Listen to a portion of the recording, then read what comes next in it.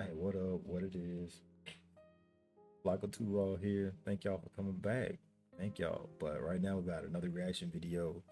The Vaping Crisis by 4D Shams, right?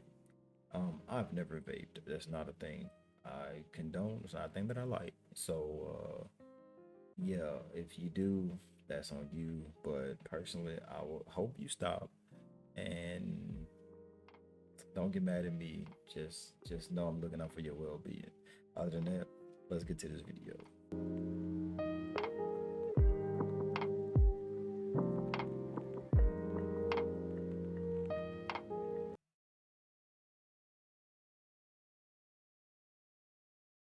I'm a good boy. I'm a good boy. Such a good boy. Humiliating the little man. I'm a good boy. What? Vaping has officially gone too far. What will possess you to, like, I don't care what's in these vapes. What will possess you to get on your hands and knees and commence to legitly suck off somebody? You know what I mean?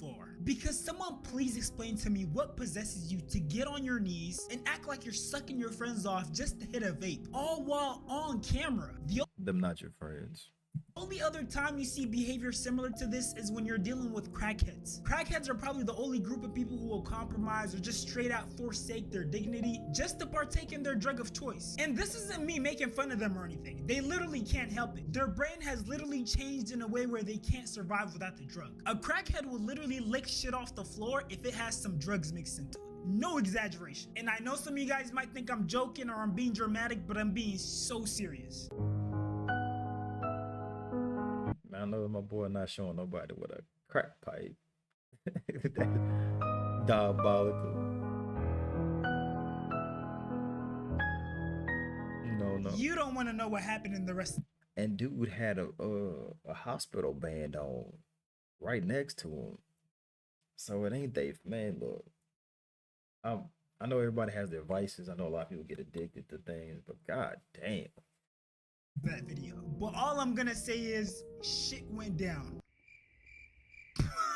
Alright, but if you actually do want to see that video, it's gonna be in my Patreon, link in the description. You know, people will swear up and down that they're not addicted to these less potent drugs like weed or vape, but you take those drugs away from them for a short while and all of a sudden they don't know how to act. They're all manic. I've literally seen people lose their vape, and the way they get so frantic, you would have thought they lost their $1 billion lottery ticket. Motherfucker, where is it? Their vape. Where the is it? I swear to God. They're literally shaking a couch upside down. Me yesterday.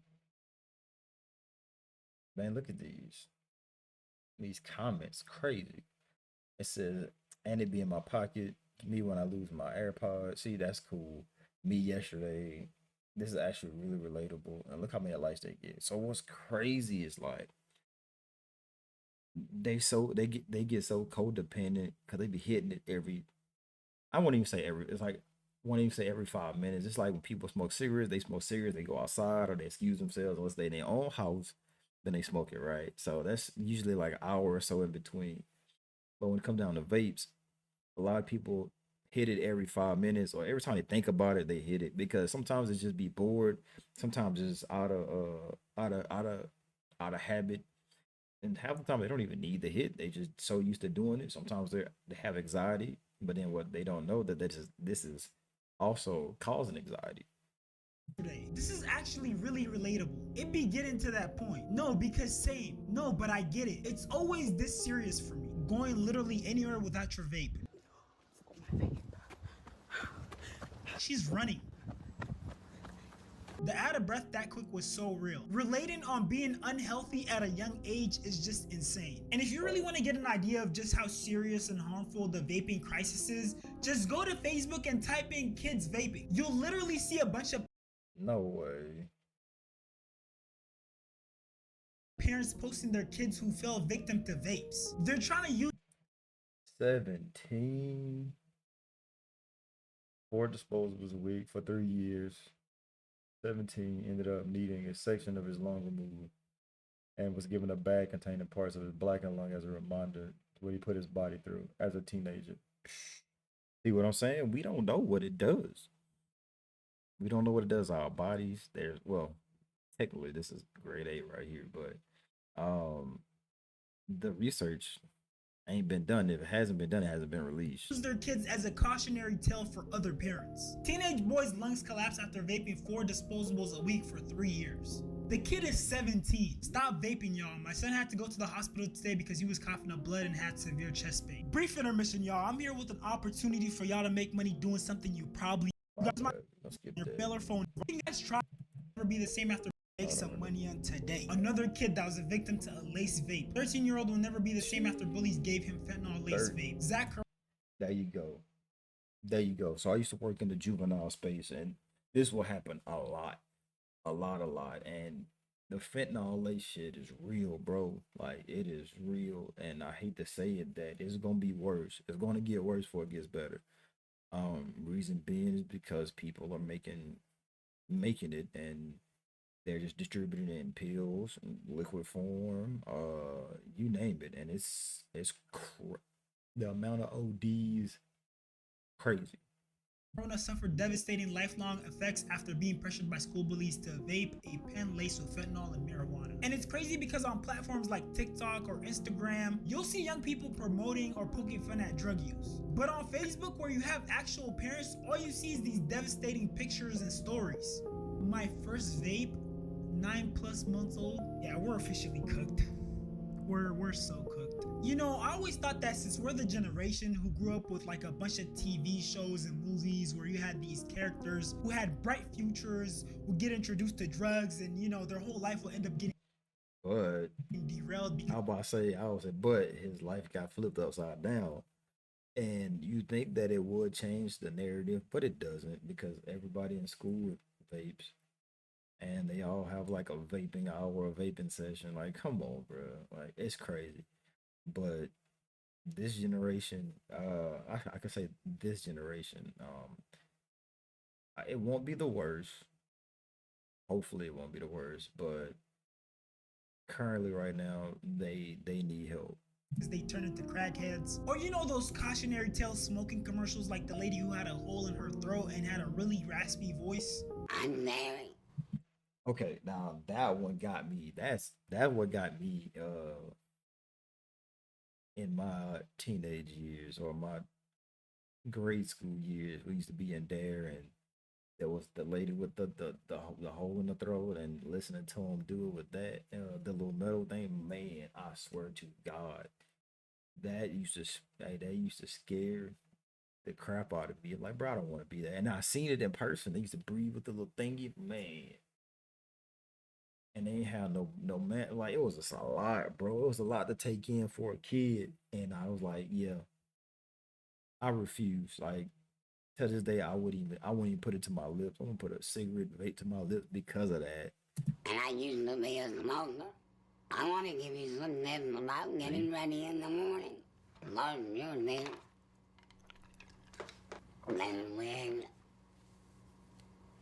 Then your head redefined.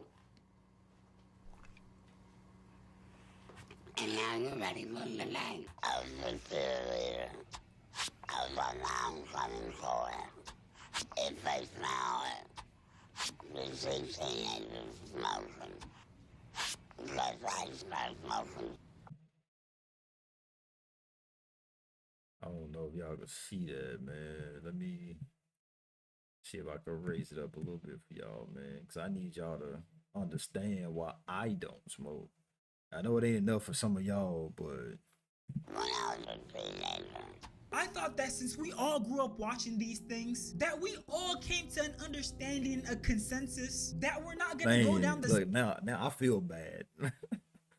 Now I feel bad, bro. Like, hell no. same path. We're not gonna make the same obvious mistakes. But I guess common sense isn't so common. And the sad part is, these kids fell to the same perpetrator that their parents and their grandparents probably fell to. Big tobacco. The smoking industry has pulled off one of the biggest rebrands in modern history. Just because it's shaped like a USB stick and it comes in neon colors and has all these fruity flavors like mango, pineapple. They knew what they was doing. Like, I don't care what nobody says. They knew what they were doing. That's how you target and retarget. Because whenever let's say my parents and grandparents grew up, they used to be able to smoke in restaurants, right? So with them smoking in restaurants, they used to have cigarette, like the whole place be smelled filled with smoke. And now, since they banned the smoking in restaurants and places like that, what's next? Vape. You have an odor list or whatever odor that is. Smell. Black cherry, blueberry, bomb, pop, whatever the hell. Like, that's the appeal behind it. Apple, peach doesn't mean it's any better than that smelly cigarette. Although cigarettes have more toxins and higher cancer risk, vapes have higher nicotine exposure. And another aspect. Hi, baby. You coming? Cool. Hey, my bad, man. I had to go drop my kiddo off with his bigger brother, right? So you're back at it. Sorry about that. Continually inhale. And although vapes are just as bad and sometimes even worse than cigarettes, part of the reason why they had such great PR, especially when they first hit the scene, is because they weren't sold like drugs. They were more sold like tech products. They got a sleek design, minimalist branding, flavors that sound like smoothies, not substances. I mean, who wouldn't want to try mango peach or some other fruity tropical flavor that sounds like your favorite juice? And you see, vapes entered the world under the guise of being the smoking alternative. It wasn't seen as a vice. And because vapes have less toxins, if someone saw you vaping, they'd think, oh, at least they're not using a cigarette. But see, the tricky part. That was the thing. That was the trade off for a lot of people. Oh, I stopped smoking to get on vape.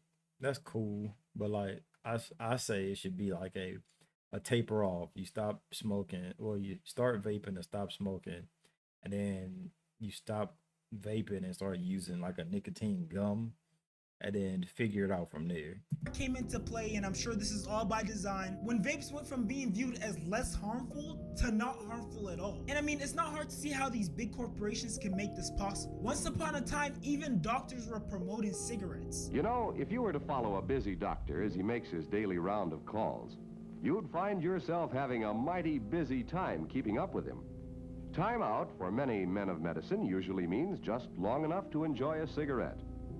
And because they know what a pleasure it is to smoke a mild, good-tasting cigarette, they're particular about the breath. See, that'd be a pet peeve of mine, walking into a doctor's office and it smell like smoke.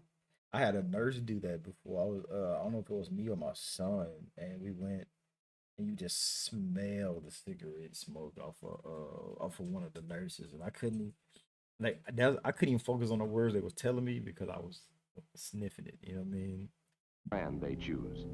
In a repeated national survey, doctors in all branches of medicine, doctors in all parts of the country were asked, "What cigarette do you smoke, doctor?"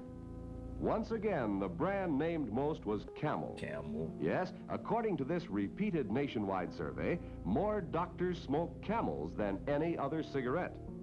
Why not change to Camels for the next 30 days and see what a difference it makes in your smoking enjoyment? And what adults and young people really need to understand is that these big corporations are super deceptive. They don't follow any moral guideline. They'll use misleading language to dumb down the severity of vaping, or make flavors and use branding that matches your favorite candy, or make things like smart vape phones. I mean, these things literally come with a touchscreen, the ability to call, text. I know people that got the fucking that shit.